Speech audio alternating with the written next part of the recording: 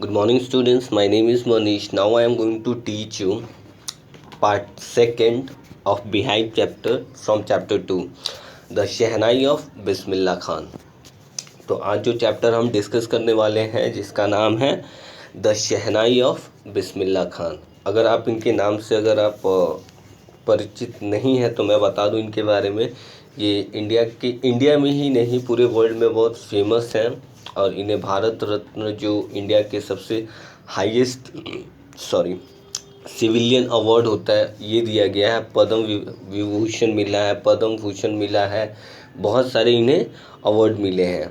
ठीक है, तो आज इन्हीं के बारे में चैप्टर है। इसके पहला वाला जो पार्ट था एवलिन का हम लोगों ने वो कवर किया था, वो भी म्यूज़िक के ऊपर बेस्ड था और ये भी म्यूज़िक के ऊपर बेस्ड है, लेकिन वो फॉरेन का था, अब्रॉड का था, लेकिन ये हमारे कंट्री का ही है और देखेंगे कि क्या है इस चैप्टर में। ठीक है, so let's start without wasting time. Before you read, do you know these people, what instruments do they play. अब कह रहा है यहाँ पे कुछ पिक्चर्स दिए गए हैं, ठीक है, और यहाँ पे कह रहा है क्या आप इन लोगों को जानते हैं और ये कौन सा इंस्ट्रूमेंट्स बजा रहे हैं, कौन सा म्यूज़िक इंस्ट्रूमेंट्स ये प्ले कर रहे हैं। ठीक है, तो आप इन्हें देख लेंगे। आगे बढ़ते हैं। Think of the shehnai and the first thing you will probably imagine is a wedding और अ सिमिलर ओकेजन और function. The next would probably be Ustad Bismillah Khan the शहनाई मास्टरो प्लेइंग दिस इंस्ट्रूमेंट। अब देखेंगे यहाँ पे कि जो हम लोग को जब भी शहनाई की बात आती है, ठीक है, शहनाई की जब भी हम सुनते हैं तो हम लोग को एक ही चीज़ आता है। हम लोगों ने इसे कहाँ सुना है? शादियों में सुना है, फंक्शन में सुना है, ज़्यादातर शादियों में ही सुना है हम लोगों ने शहनाई की आवाज़। ठीक है, आप लोग भी कहीं शादी फंक्शंस में जाते होंगे तो वहाँ पे देखिएगा कि शहनाई बजती है। ठीक है, तो वो शहनाई की जो आवाज़ होती है वो एक्चुअली दिया गया है किनके द्वारा? उस्ताद बिस्मिल्लाह खान जी के द्वारा दिया गया है। ठीक है, और दूसरा जो नाम आता है उस्ताद बिस्मिल्लाह खान का, शहनाई से रिलेटेड कुछ भी होता है अपने कंट्री में तो वो नाम आता है उस्ताद बिस्मिल्लाह खान जी का। ठीक है, तो चलिए शुरू करते हैं चैप्टर को। Emperor Aurangzeb banned the playing of musical instrument called pungi in the royal residence for it had a still unpleasant sound. अब एम्परर औरंगजेब क्या थे, थोड़ा सा हिस्ट्री में जाते हैं। हिस्ट्री में आप लोगों ने मुग़ल एम्परर के बारे में पढ़ा होगा, तो उसी के एक एम्परर थे औरंगजेब। ठीक है, तो उस समय इन्होंने क्या किया था, एक म्यूज़िकल इंस्ट्रूमेंट होता था जिसे उस समय पुंगी बोला जाता था। ठीक है, उसको क्या किया था औरंगजेब ने, उसको बैन कर दिया था, उस पर रोक लगा दी थी। उसके बजाय क्यों रोक लगा दिया था उन्होंने? क्योंकि उसकी जो साउंड थी बहुत ही ज़्यादा कान को चुभती थी, इस वजह से इसको इन्होंने बैन कर दिया था। ठीक है, और ये औरंगज़ेब जो थे ये ब्रिटिशर्स के पहले जो एम्पायर जो रूल करते थे इंडिया में, उनको मुग़लों के बारे में बता रहा है। ठीक है, उस समय की बात है। आगे बढ़ते हैं। Pungi became the generic name for reeded noise makers. अब पुंगी जो है ये क्या होता है, एक जेनरिक नेम होता है। जेनरिक नेम हम अगर एग्जाम्पल के लिए समझना चाहें तो आप समझ लो किसी चीज़ का एग्जाम्पल, मान लो कि आप जाते हो बुखार का दवाई लेने, पैरासीटामोल मांगते हो तो पैरासीटामोल तो ये जेनरिक दवा है, और उसके अलावा और भी बहुत सारे मार्केट में मेडिसिन मिलते हैं जो बुखार से रिलेटेड, जैसे क्रॉसिन आता है, ठीक है, आपको सेरेडोन आता है, ये भी चलता है बुखार में। ठीक है, तो ये सारे मतलब ये जो पुंगी था ये जेनेरिक नेम था। ठीक है, और ये क्या करता था, नॉइस मेकर था, क्योंकि उस समय बैन किया गया था क्योंकि कान को बहुत ज़्यादा चुभता था ये पुंगी। अब आगे देखेंगे। Few had thought that it would one day B revived. अब कुछ लोग ऐसा भी सोचते थे कि हाँ एक दिन ऐसा भी आएगा कि इसे थोड़ा रिवाइव किया जाएगा, इसे फिर से एक नए ढंग से इसको पेश किया जाएगा। ठीक है, a barber of a family of professional musicians who had access to the royal palace decided to improve the tonal quality of the pungi. अब ये एक बाबो फैमिली था, बाबो बोलते हैं आप नाई वगैरह जो होता है, हजाम बोलते हैं अपने इधर, ठीक है, जो बाल वगैरह काटते हैं, तो वो एक फैमिली था। वो उन लोग का क्या था, प्रोफेशन जो था वो म्यूज़िक का था। वो लोग प्रोफेशनल म्यूजिक ये जो थे प्रोफेशनल म्यूजिशियन थे। ठीक है, और उन्होंने उनका क्या था, अब उन्हें प्रोफेशनली कैसे लोग जानते थे, क्योंकि वो लोग क्या करते थे, रॉयल पैलेस में जाते थे, यानी राजा के दरबार में जाके म्यूज़िक प्ले करते थे और उनको सिर्फ म्यूज़िक के लिए ही रखा गया था। ठीक है, तो इसीलिए उनको प्रोफेशनल म्यूजिशियन यहाँ पे कहा गया है। ठीक है, तो उन लोगों ने डिसाइड किया, और वो लोग बार्बर फैमिली से बिलोंग करते थे, उन लोगों ने डिसाइड किया कि पुंगी की जो टोनल क्वालिटी है, यानी जो कान को चुभती रहती है, उसको कैसे, उसके टोनल क्वालिटी को कैसे इम्प्रूव किया जाए। तब क्या हुआ, he chose a pipe with a natural hollow stem that was longer and broader than the pungi and made 7 holes on the body of the pipe। अब इन्होंने क्या किया कि उन्होंने एक पाइप लिया, ठीक है, और उसमें क्या किया कि कुछ उसमें हॉलो कर दिया। आप ये बांसुरी देखते हो, लाइक वैसे ही देखिएगा, उसमें हॉलो किया रहता है उसके पाइप में, वैसे ही इसको भी किया, और उसमें 7 होल्स कर दिए उन्होंने उसके पाइप में। पाइप का जो बॉडी था उसमें उन्होंने 7 होल्स कर दिए। ठीक है, when he played on it, closing and opening some of these holes, soft and melodious sounds were produced. अब यहाँ पे कह रहा है कि जब वो बजाया जाता था तो उस पर आप देखेंगे, जब भी हम बांसुरी बजाते हैं तो जो हमारा फिंगर टिप होता है, जब भी हम एयर उसमें ब्लू करते हैं तो कभी एक होल पे रखते हैं, फिर दूसरे पे, तीसरे पे, तो उससे क्या होता था, बहुत ही मेलोडियस साउंड निकलता था। तो इन्होंने भी इसी तरीके से बजाया और उससे बहुत ही सुरीला सुर निकलता था उससे। ठीक है, आगे बढ़ते हैं। He played the instrument before royalty and everyone was impressed. और ये इन्होंने बजाया था कहाँ पे, वही रॉयल पैलेस में बजाया था, रॉयल कोर्ट में, शाही महल में बजाया था, एम्पायर के सामने बजाया था, और वहाँ पे जितने लोग बैठे हुए थे सारे लोग इम्प्रेस हो गए थे।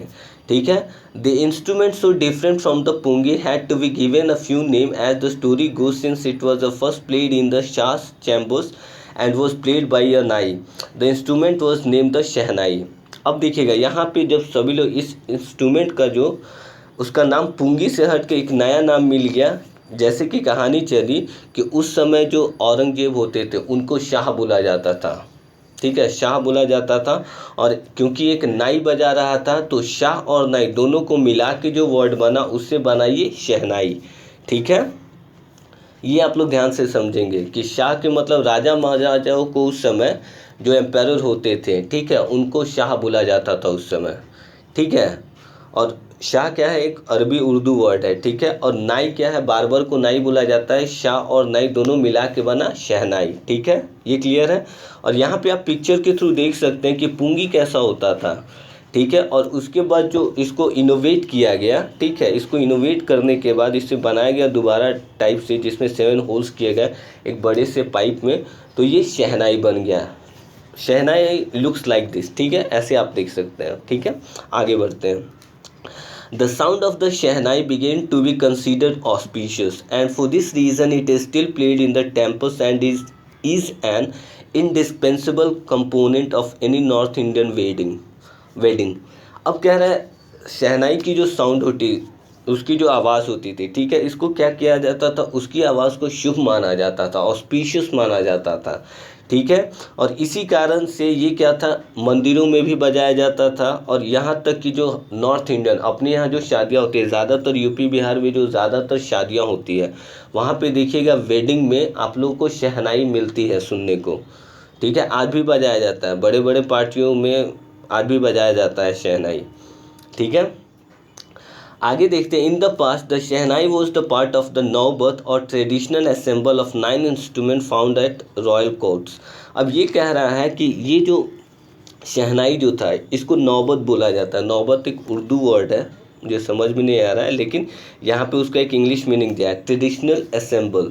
ठीक है, ट्रेडिशनल असेंबल का मतलब होता है कि जो पारंपरिक कलाकार होते हैं, ठीक है, पारंपरिक कलाकार जब भी शहनाई बजती है, ऐसा नहीं कि अकेले कोई बैठ के बजा रहा होता है, उनके साथ उनकी मंडली रहती है, कलाकारों की मंडली रहती है, और वो लोग इसको रॉयल कोर्ट में बजाते थे बैठ के। आज भी अगर देखेंगे लाइव शहनाई, किसी मैंने देखा है लाइव शहनाई बजती है तो कोई अकेला बैठ के नहीं बजाता है, उसके साथ कम से कम 6-7 लोग, कम से कम 9 लोग बैठे रहते हैं। मैंने देखा है, ये चीज़ प्रैक्टिकली देखा है, सुना है, और काफ़ी एकदम अच्छा लगता है वो। आगे बढ़ते हैं हम।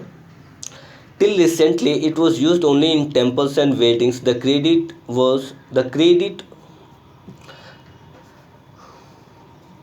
credit for bringing this instrument on to the classical stage goes to उस्ताद बिस्मिल्लाह खान।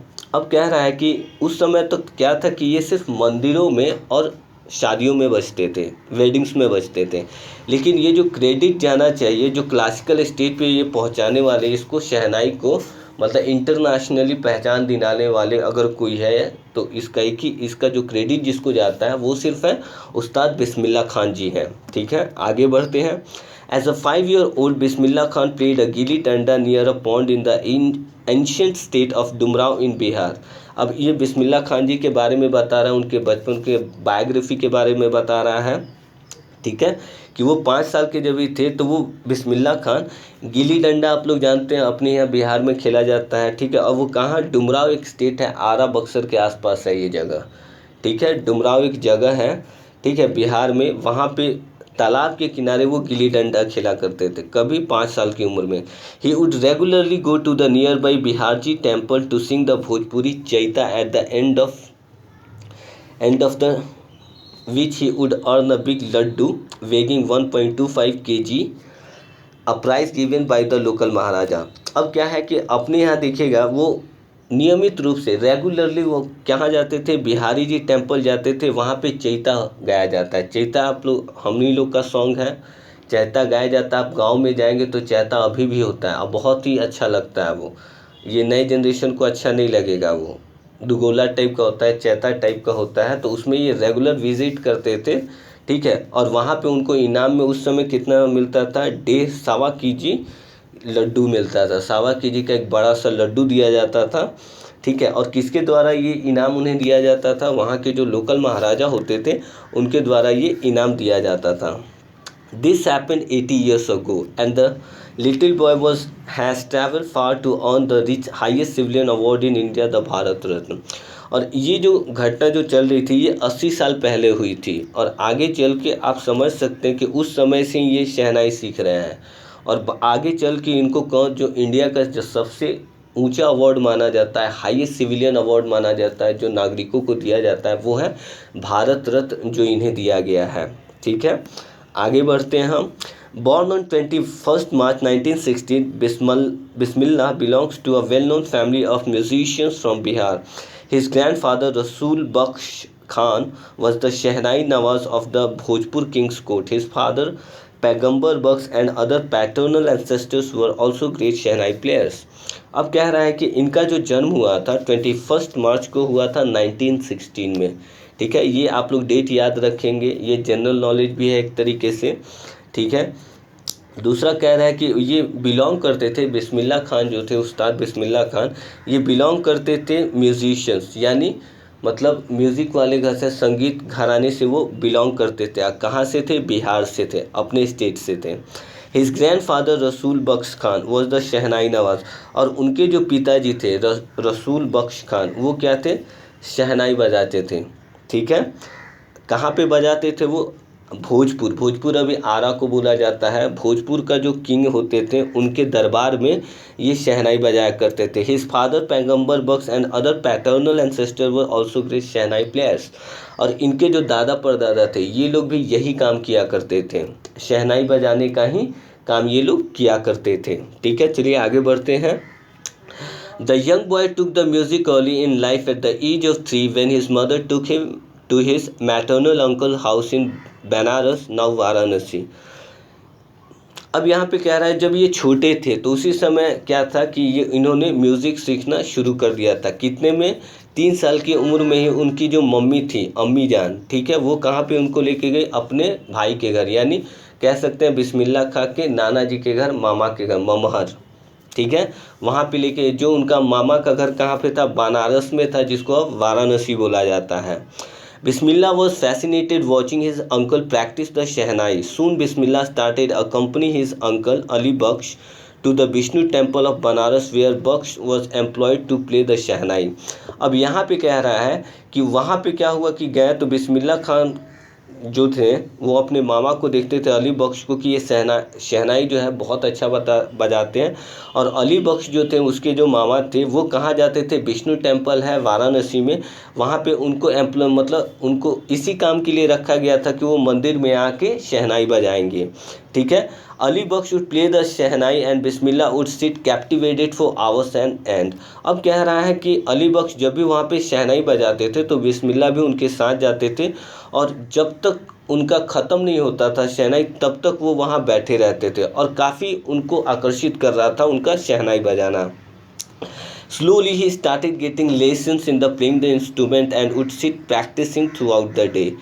ठीक है, उसके बाद उन्होंने धीरे धीरे करके इस इंस्ट्रूमेंट के शहनाई के इंस्ट्रूमेंट को बजाना सीखा, उसके लेसन को समझा, और उसके लिए पूरा दिन प्रैक्टिस करते थे वो।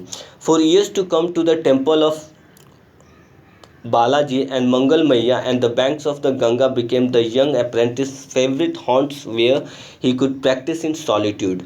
अब ये कह रहा है वहाँ ये सालों तक वो कहाँ पे प्रैक्टिस करते थे, बालाजी के मंदिर में, मंगल मैया के मंदिर में, या फिर गंगा जी के घाट में। बनारस जाएंगे वहाँ पे गंगा जी का घाट है, वहाँ पे अकेले में बैठ के घंटों प्रैक्टिस, पूरे दिन प्रैक्टिस करते रहते थे वो। ठीक है, और यहाँ पे यंग अप्रेंटिस का मतलब होता है कोई नया ट्रेनी होता है ना, जो लोग नए नए चीज़ों को सीख रहे होते हैं, नया नया एडमिशन लिया होता है किसी चीज़ को, उसको अप्रेंटिस बोला जाता है। The flowing waters of the Ganga inspired him to improvise and invent ragas that were earlier considered to be beyond the range of the शहनाई। अब इनका कहना था जो गंगा जी में पानी जो बहती थी, ठीक है, ये इनको बहुत ही मतलब इंस्पायर करती थी कि ये अपने म्यूज़िक को, ये अपने शहनाई के रागास को, राग जो निकलता है उसको, इसको और भी इसको वो क्या करे, इम्प्रोवाइज़ करे।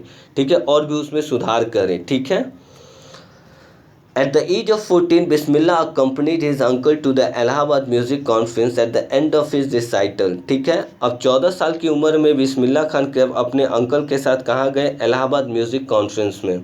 ठीक है, और eight the end of his recital, जब ही ये इनका हो गया, शहनाई बजा के ख़त्म हो गया, Ustad Faiyaz Khan patted the young boy backs and said work hard and you shall make it. ठीक है, वहाँ पे बड़े एक म्यूजिशियन थे, ठीक है, उस्ताद फैयाज़ खान। ठीक है, उन्होंने इसका पीठ थपथपाया और बोला और मेहनत करो और तुम आगे चल के बहुत अच्छा करोगे। With the opening of the all India radio in Lucknow in 1938 came Bismillah big break. अब 1938 में लखनऊ में ऑल इंडिया रेडियो शुरू हुआ था, और उनको इसमें चांस मिला गाने के लिए नहीं, म्यूज़िक प्ले करने, शहनाई बजाने के लिए। He soon became an often heard shehnai player on radio। उसके बाद मतलब रेडियो पे ये हमेशा आने लगे, उनकी शहनाई को लोग लाइक करने लगा, हमेशा बजने लगा रेडियो पे इनकी शहनाई। When India gained independence on 15th August 1947, Bismillah Khan became the first Indian to greet the nation with his शहनाई।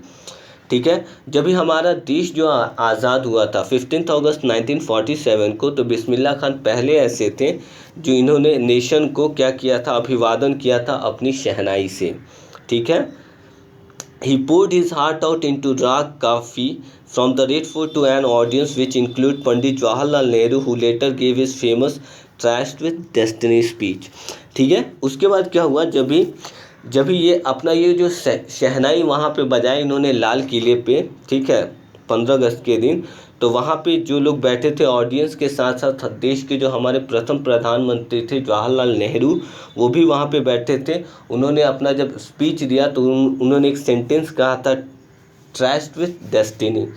ठीक है, यहाँ पे देखेंगे ट्रस्ट का मतलब होता है कि उन्होंने कहा था कि इंडिया को एक अपने भाषण में ही उन्होंने इस चीज़ को ऐड करके बोला था कि उस्ताद बिस्मिल्लाह खान के बारे में उन्होंने इस चीज़ को ऐड करके बोला था अपने भाषण में। Bismillah Khan has given many memorable performances both in India and abroad. His first trip abroad was to Afghanistan, where King Zahir Shah was so taken in by the master that he gifted him priceless Persian carpets and other souvenirs। ठीक है, अब यहाँ पे देखेंगे कि इसके बाद वो बिस्मिल्लाह खान को बहुत सारा उन्होंने मतलब यादगार परफॉर्मेंसेस दिया, इंडिया में भी दिया उन्होंने, अब्रॉड विदेशों में भी दिया। उनका जो फर्स्ट ट्रिप था वो अफ़गानिस्तान में था, जहाँ के राजा जहीर शाह, ठीक है, उनके मतलब सुन के बहुत ही आकर्षित हो गए। ठीक है, तो उन्होंने इन्हें बहुत सारा गिफ्ट दिया जिसमें पर्शियन कारपेट आता है, ठीक है। इसके बाद दूसरी यादगार चीज़ें भी उनको भेंट के रूप में, उपहार के रूप में दिया। कौन? Zaheer Shah. The king of Afghanistan was not the only one to be fascinated with Bismillah's music. Film director Vijay Bhatt was impressed after hearing Bismillah play at a festival that he named the film after the instrument called गूंज उठी शहनाई। अब जो अफगानिस्तान के राजा थे वही सिर्फ fascinate नहीं हुए थे, वही सिर्फ आकर्षित नहीं हुए थे, यहाँ पे अपने इंडिया के बॉलीवुड के एक डायरेक्टर थे उस समय विजय भट्ट, वो इतना इम्प्रेस हुए कि इसके ऊपर उन्होंने एक फिल्म बना डाली जिसका नाम था गूंज उठी शहनाई, और ये फिल्म वाकई बहुत चली थी उस समय, ठीक है। आगे बढ़ते हैं। Film was a hit and one of Bismillah Khan composition दिल का खिलौना हाय टूट गया। मतलब ये जो गाना है इस पिक्चर का, गूंज उठी शहनाई का, बहुत ही चार्ट बस्टर में आया था, ये आज भी सुना जाता है गाना।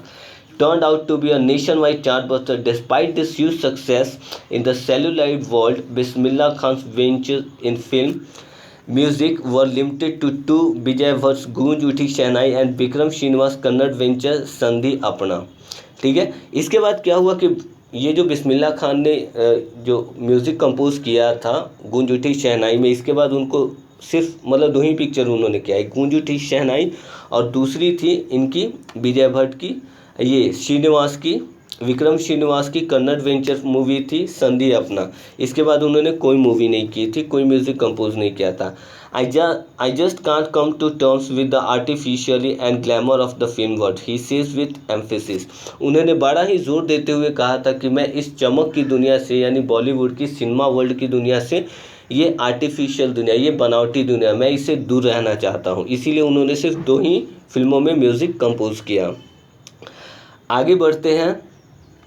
Awards and recognition came thick and fast. Bismillah Khan became the first Indian to be invited to perform at the prestigious Lincoln Center Hall in the United States of America, ठीक है।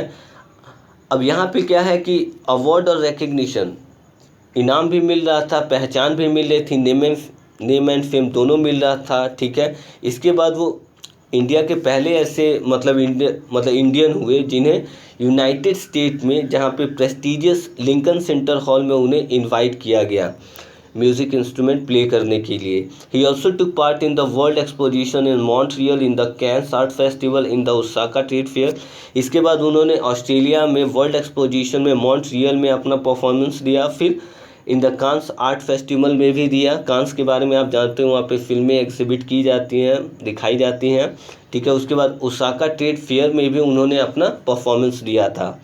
So well known did he become internationally that an auditorium in Tehran was named after him, Tahar Mosque, उस्ताद बिस्मिल्लाह खान। जब इन्होंने इतना internationally इनको जान मतलब recognition मिल गई थी, इसके बाद इन्होंने तेहरान में, एक मुस्लिम कंट्री है, वहाँ पे इनका परफॉर्मेंस देख के वहाँ के जो रूलर थे उन्होंने क्या किया, इनके नाम पे एक ऑडिटोरियम बनवा दिया जिसका नाम था तहर मॉस्क्यू उस्ताद बिस्मिल्लाह खान। यानी ये इंटरनेशनल स्टार कम्प्लीटली बन चुके थे। National awards like the Padma Shri, Padma Bhushan and the Padma Vibhushan were conferred to him. ये तीन जो अवार्ड हैं भारत रत्न के पहले दिया गया था। नेशनल अवार्ड्स दिया गया पद्म श्री, जैसे पद्म विभूषण और पद्म विभूषण, ये इनको दिया गया था, ठीक है। ये भी सिविलियन अवार्ड होता है। In 2001, Ustad Bismillah Khan was awarded India's highest civilian award, the Bharat Ratna, with the coveted award resting on his chest and his eyes glinting with rare happiness. He said, "All I would like to say is teach your children music. This is how Hindustan reaches tradition. Even the West is now coming to learn our music."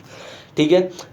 2001 में 2001 में उस्ताद बिस्मिल्लाह खान जी को India का highest civilian award जो दिया गया, जो भारत रत्न था, और ठीक है, और उनकी आंखें जो थी और सीना जो था गर्व से फूला था, आंखें चमक रही थी उनकी, और उन्होंने अपने कुछ कहा था, उन्होंने, उनका एक स्टेटमेंट था, उन्होंने जो भी वहाँ पे ऑडियंस थे हिंदुस्तान के लोगों से कहा था कि आप अपने बच्चे को हिंदुस्तानी म्यूज़िक सिखाइए, क्योंकि हिंदुस्तान की जो मतलब ट्रेडिशन है, परंपरा है, बहुत ही रिचेस्ट है, बहुत ही समृद्ध है, क्योंकि जो पश्चिमी देश है वो हमारे म्यूज़िक को वो लोग सीख रहे हैं।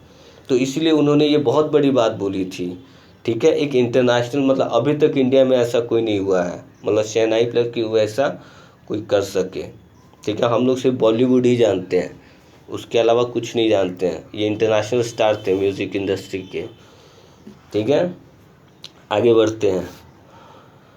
आगे कह रहा है, in spite of having travel all over the world, Khan sahab has he is fondly called is exceedingly fond of Banaras and Dumrao and they remain for him the most wonderful towns of the world. अस्तु।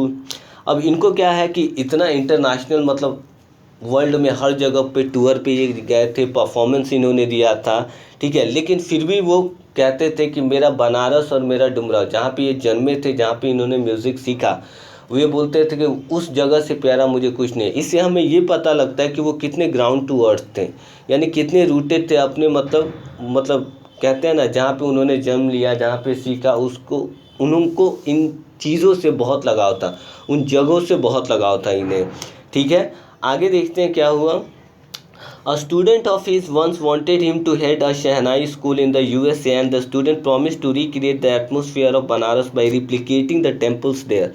एक उनका student था जो USA में चाहता था कि एक शहनाई का स्कूल खोले, ठीक है, और उसने इनसे कहा था उस्ताद बिस्मिल्लाह खान जी से कि आप चलिए वहाँ पे, मैं वैसा ही, क्योंकि इन्होंने ज़िंदगी भर अपना जो म्यूज़िक किया है वो टेम्पल के पास ही किया है, गंगा के पास किया। तो उसने बोला कि मैं वहाँ पे चारों तरफ जो एटमॉस्फेयर होगा वो मंदिर वगैरह मैं बनवा दूंगा। फिर उन्होंने क्या कहा था, but Khan Sahab asked him if he would able to transport river Ganga as well. फिर उन्होंने कहा क्या तुम गंगा को वहाँ पे ट्रांसपोर्ट कर सकते हो क्या। अब आप देखेंगे कि हम लोगों ने पहले पढ़ा था कि जहाँ पे वो गंगा अकेले में बजाते थे तो नदियाँ, गंगा नदी की जो फ्लो थी, बहती थी उसकी धारा, ये इनको इंस्पायर करती थी नया राग निकालने में। तो इनका कहना था कि वहाँ पे तुम गंगा को ट्रांसपोर्ट कर सकते हो, पॉसिबल ही नहीं था। इससे ये पता हमें चलता है कि वो अपना देश छोड़ के नहीं वो अपनी जगह को छोड़ के नहीं जाना चाहते थे। ठीक है, आगे बढ़ते हैं हम। Later he is remembered to have said, that is why whenever I am in foreign country I keep yearning to see Hindustan, while in Mumbai I think of only Banaras and the holy Ganga, and while in Banaras I miss the unique matha of Dumrao. अब ये कहते हैं कि जब मैं foreign में होता हूँ मुझे हिंदुस्तान की याद आती है, जब मैं मुंबई में होता हूँ तो बनारस की याद आती है और गंगा नदी की याद आती है, और जब मैं बनारस में होता हूँ तो मैं अपनी डुमराव का मट्ठा मिस करता हूँ। मट्ठा आप लोग समझते हैं दही का बनता है, घी वगैरह जब भी निकाला जाता है उससे जो निकलता है, ईस्ट निकलता है, उसी से बनता है वो मट्ठा। ठीक है, तो वो उनको बहुत पसंद है। यानी डेफिनेटली ऐसे लोग बहुत कम होते हैं, सब में ये क्वालिटी नहीं आती है। Ustad Bismillah Khan's life is a perfect example of the rich cultural heritage of India, one that effortlessly accepts that a devout Muslim like him can very naturally play the Shehnai every morning at the Kashi Vishwanath temple. सही बात है, उस्ताद बिस्मिल्लाह खान की जो जीवन है एक perfect example है, उदाहरण है कि वो जो इंडिया का जो कल्चरल हेरिटेज, जो संस्कृति है, जो समृद्धि है इंडिया की, ठीक है, और इसमें भी दो राय नहीं, एक डिवोट मुस्लिम यानी एक मुस्लिम होते हुए भी, ठीक है, उन्होंने एक पूरा मतलब मोहम्मदन लॉज जितने भी होते उसको फॉलो करने वाला आदमी हर सुबह में काशी विश्वनाथ टेम्पल में जाके वो वहाँ पे शहनाई बजाता था। आप समझ सकते थे कि कितने ग्रेट पर्सन थे वो। आजकल किसी मुस्लिम को कुछ बोल दो तो वो दूसरा ही सोच लेगा, वो सब जाना नहीं चाहता है। तो उस समय लोग ऐसे थे, आज भी हैं लेकिन दिखते नहीं हैं, आज दूसरा हो चुका है सब। ठीक है, तो कहने का मतलब था कि ऐसे टाइप के थे वो, ठीक है, अपने मतलब कल्चर से, अपने मतलब यहाँ की जो हेरिटेज है उससे उनको कितना लगाव रहता था, हिंदुस्तानी म्यूज़िक से कितना उनको लगाव था। ठीक है, आगे देखते हैं। उस्ताद Bismillah Khan passed away on 21st August 2006 at the age of 90 after a prolonged illness. He was given a state funeral and the government of India declared one day of national mourning. अब ये कह रहा है उस्ताद बिस्मिल्लाह खान जी का जो निधन हुआ वो 21 अगस्त 2006 को हुआ। ठीक है, 90 साल की उम्र में वो जाके मरे और बहुत लंबी बीमारी से वो ग्रसित थे, बहुत लंबे समय से उनका इलाज चल रहा था।